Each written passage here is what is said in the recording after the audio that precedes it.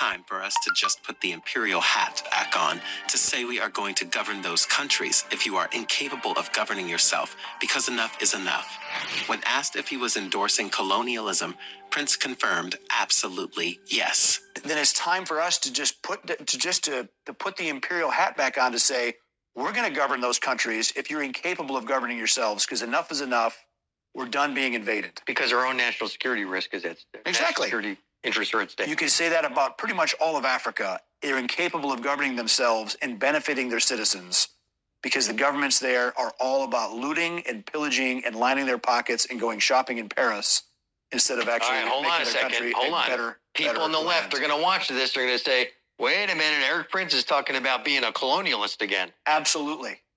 Yes. In essence, Eric Prince is suggesting that African leaders are excessively corrupt to the extent that the only viable solution is to regain control over African countries. He further remarked that he believed this idea was suitable not only for Africa, but also for Latin America. During the 19th and 20th centuries, European powers like Britain, France, Spain, Portugal, and others colonized African territories in a period known as the Scramble for Africa.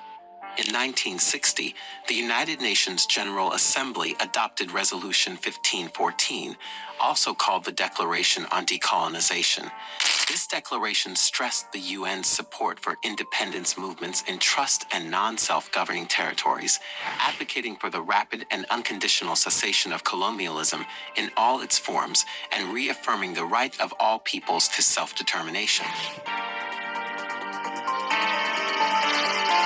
While it is acknowledged that corruption exists in numerous African nations, proposing colonization as the sole remedy for African leadership issues is unprecedented.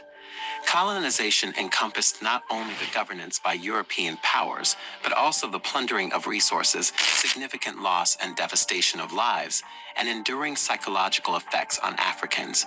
Additionally, colonization contributed to environmental degradation, the proliferation of diseases, economic instability, ethnic conflicts, and human rights abuses, problems that can persist long after the end of colonial rule.